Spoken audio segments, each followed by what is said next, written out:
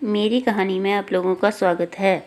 रामवती की दो बहुएं थीं। बड़ी बहू का नाम रेखा था, जो दिखने में काली थी। वह उसके बड़े बेटे मोहन की बीवी थी। उन दोनों की लव मैरिज थी। रामवती अपनी बड़ी बहू को उसके रंग के कारण बिल्कुल भी पसंद नहीं करती थी। उसकी छोटी बहू का नाम कमला था, जो कि उसके छोटे बेटे रवि की बीवी थी। रामवती छोटी बहू कमला को बहुत पसंद करती थी, क्योंकि वह देखने में सुंदर थी और उसको रवि के लिए उसने ही पसंद किया था।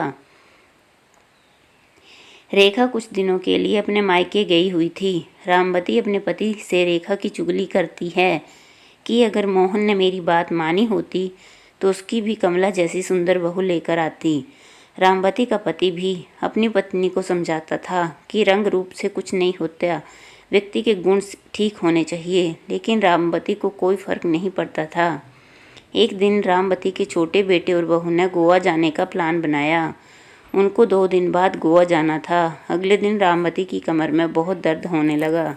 उसको डॉक्टर के पास जाना था, तो उसने अपने छोटे बेटे रवि को कहा। तो रवि ने बोला कि आज तो हमें शॉपिंग करने मार्केट जाना है, आप बड़े भाई के साथ चले जाइए।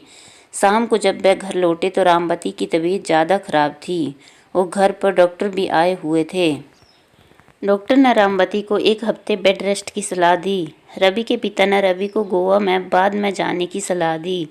तब छोटी बहू कमला बोली कि हमने गोवा जाने का बहुत दिनों से प्लान बनाया हुआ है।